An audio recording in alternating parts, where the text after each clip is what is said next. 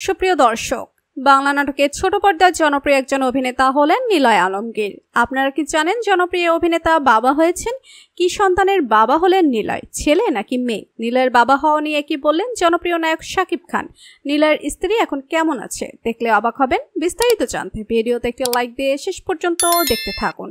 এই অভিনেতার আসল নাম আলমগীর হোসেন নিলয়। দর্শকরা তাকে নিলয় আলমগীর নামেই বেশি চেনে।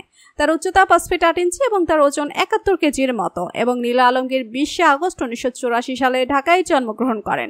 সেই হিসেবে 2025 সাল অনুযায়ী তার বর্তমান বয়স 40 বছর। তার বাবার নাম আওলাদ হোসেন ও মা আসমা হোসেন।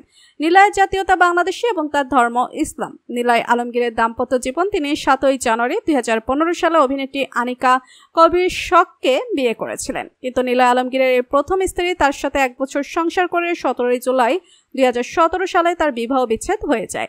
তারপর নিলয় আলমগীর 4 বছর সিঙ্গেল থাকার পর গোপনে প্রেম করে 7 জুলাই 2021 সালে তিনি তাসনুবা তাবাসসুম হৃদিকে বিয়ে করেন এবং বর্তমানে তারা সুখেই সংসার করছেন।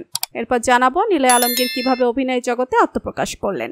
নিলয় আলমগীর 2009 সালে fair and lovely super hero super heroine প্রতিযোগিতায় বিজয়ী হওয়ার পর চলচ্চিত্র টিভি মিডিয়ায় তার যাত্রা শুরু করে। তারপর মাসুদ পরিচালিত বেইলি রোড চলচ্চিত্রের মাধ্যমে তিনি অভিনয় জগতে আত্মপ্রকাশ করেন। তার সর্বশেষ সিনেমার নাম অল্প অল্প প্রেমের গল্প, যা 29 আগস্ট 2014 সালে মুক্তি পায়।